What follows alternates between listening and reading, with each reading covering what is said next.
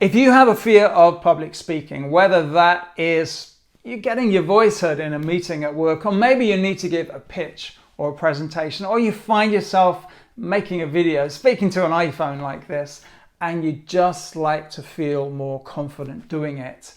In today's video, I'm going to be sharing 8 ways that you can develop your speaker confidence so that the next time you speak up in a meeting, or you give a pitch or a presentation, or you find yourself speaking to an iPhone, you feel more confident about it. Keep watching.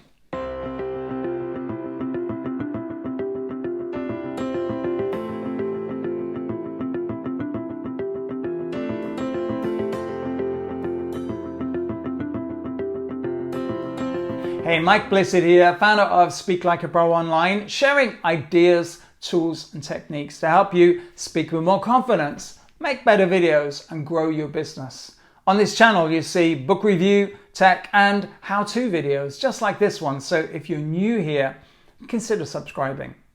And today is about how you can overcome the fear of public speaking, also known as glossophobia. Now, glossophobia is from 2 Greek words. Glosso means tongue, and phobia or phobias mean fear or dread. So you can see maybe you've yourself having said that you're tongue-tied, or maybe you've heard somebody else saying that as well when they're describing that fear of public speaking. So that's where the term glossophobia comes from. And in the video, I'm going to be sharing with you 8 ways that you can build more confidence so that the next time you do need to get your voice heard at work, in a meeting, or you need to give a pitch or a presentation as part of your business, or maybe, speak to a camera like I'm speaking to my iPhone now, you just feel more in control. You feel more confident, more relaxed, easier doing that. In my experience as a coach, it's really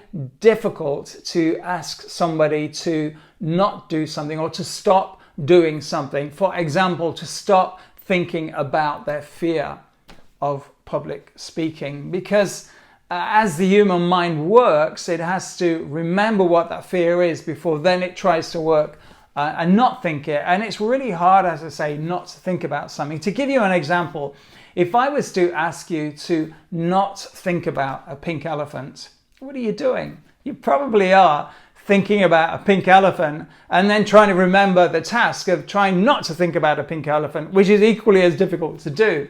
So what I find works really well with people, and I've worked with people in business and also in entertainment as well, is that rather than try to deal with that fear of public speaking, is actually replace it with something else instead. And what would you like to replace the fear of public speaking with?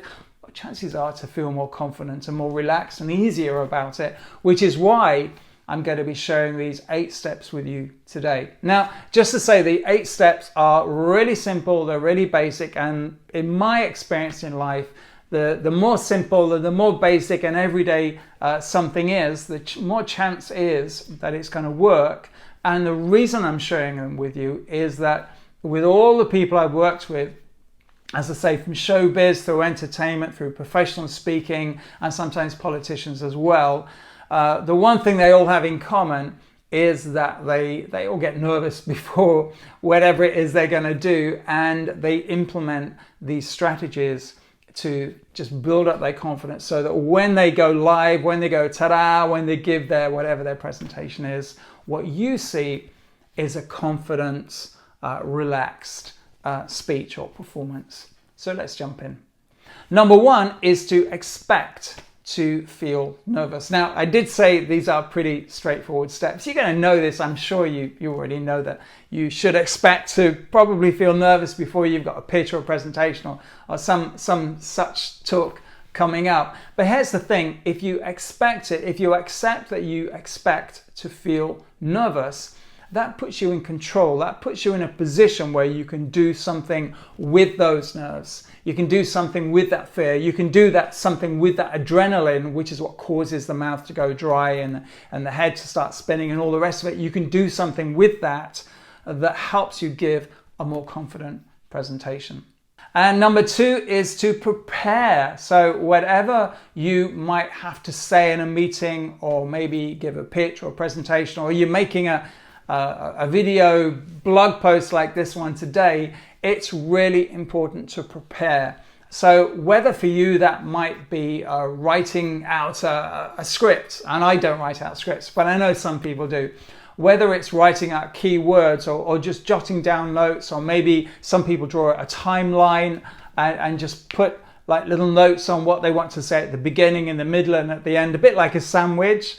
Or sometimes people have post-it notes. And I know from working with people in my presentation skills training that I use a combination of all of them, from the post-it notes to timelines with little scribbles on them so that they kind of just can see the process of what they're going to say, to maybe writing out verbatim, so a little script or keywords or something. And of course there's the old kind of notes that people sometimes write on their hands. So what you're doing with whichever of those ideas or something else that you do to prepare, whatever you use, it works for you. You're preparing to give your presentation. Number 3 is to practice. Now, if you have watched any more of my videos on this channel, you'll see this kind of a pattern going back through the years, where every once in a while I'll talk about some aspect of business and speaking and giving presentations, and I always mention that word practice. There is no substitute. Occasionally I come across a speaker or someone who has a presentation or a talk to give, and they'll say, "Oh, just wing it." And then I see them winging it. I'll see them give that presentation. And you know what? Depending on how confident or, self-assured they might feel, they might kind of think they have gotten away with it. It kind of made sense, and they connected words together, so they did it. But actually, it was never anything like as good as it might have been if they had practiced. And so that's why in the theatre, in showbiz, even in politics, when you see a politician stand up in whichever parliament you look at in your country and they give a speech, chances are they spent time working on it, probably, depending how important and senior the politician is, with a group of people, writers and coaches, to help them prepare so that when they stand up and give that speech, it's as good as it possibly can be. So what we can learn from that is practice improves your presentation, and in doing that, it also raises your confidence, and with a higher degree of confidence, you're probably going to feel less nervous. Number 4 is to breathe. Now, this is another one I remember from when I first started taking singing lessons many years ago, when I started singing professionally. And one way to calm your nerves as a singer, and also be able to project your voice and just create a better sound, is to breathe really deeply and slow your breathing down, because it effectively just provides more oxygen for the brain, which is why it kind of makes you feel more confident. Number 5 is to focus on your audience. Now, here's the thing. I know there's a lot going on. I know you have to think about what you're going to say, how you're going to say it, and how you're kind of feeling in yourself. I get it. I know there's a lot going on, but just remember this. It's not all about you.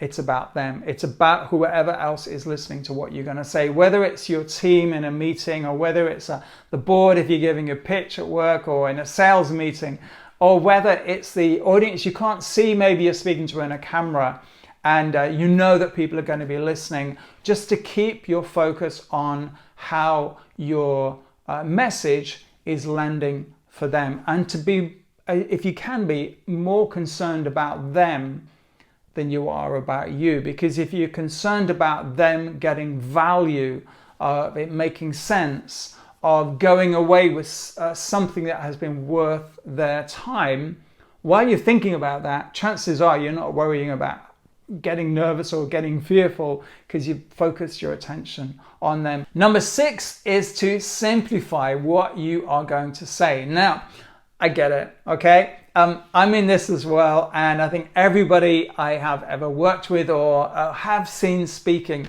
we all want to impress, we want to shine, we want people to go, "Oh my gosh, their skill, their knowledge, their expertise. You are brilliant. I understand.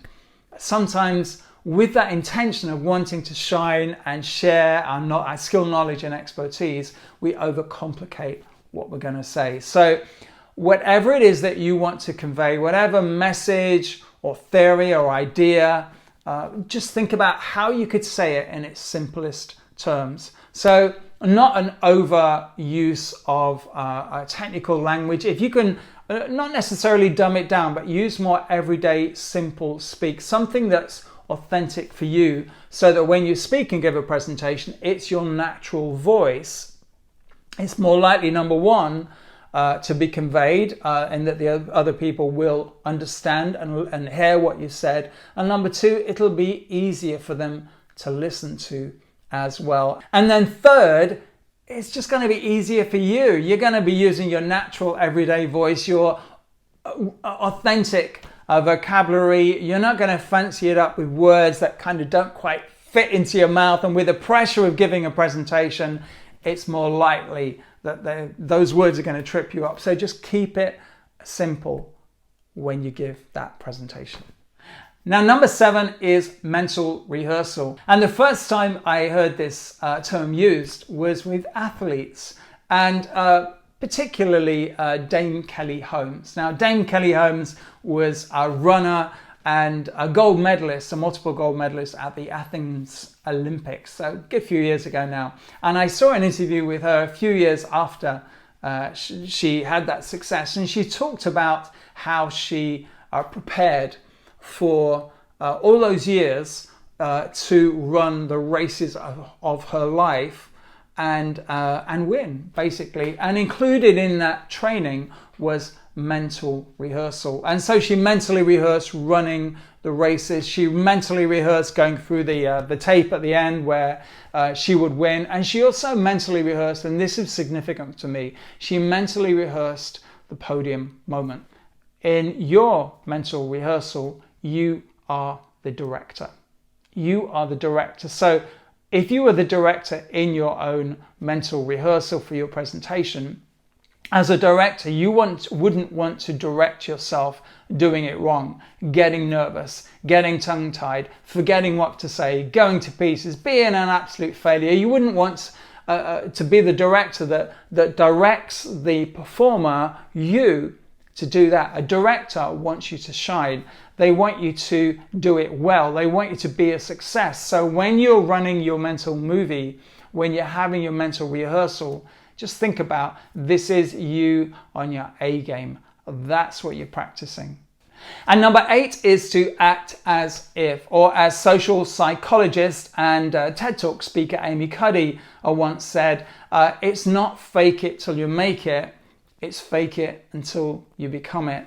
So practice being confident. Act as if you are confident. And by doing that over and over and over and over again, and all the other steps, the practicing and the rehearsal and all the rest of it, and breathing, by doing that over and over and over again, you will feel more confident. And then there will be one day after you've given a pitch, a presentation, when you've given an interview or you've talked up at a meeting, whatever way that you need to speak, you'll look back on it and you'll think, number 1, that went really well.